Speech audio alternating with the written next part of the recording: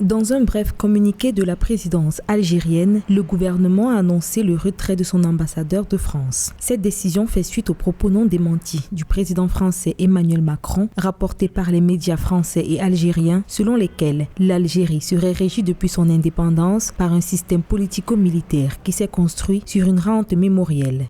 Face à la situation particulièrement inadmissible infligée par ces propos attribués nommément au président de la République française, le président Abdelmadjid Tebboune a décidé de rappeler immédiatement son ambassadeur. L'Algérie exprime son rejet catégorique de l'ingérence inadmissible dans ses affaires intérieures que constituent les dits propos.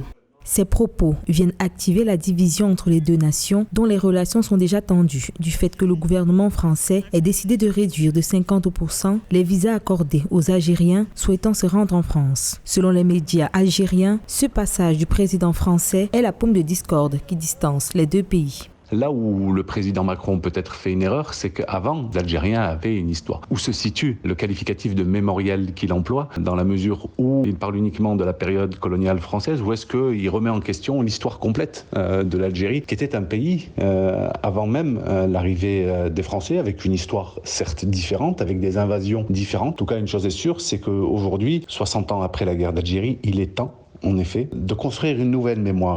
Pour le gouvernement algérien, le rappel de son ambassadeur pour des consultations était nécessaire. Il se devait d'exprimer son rejet catégorique face à l'ingérence inadmissible du gouvernement français dans ses affaires intérieures.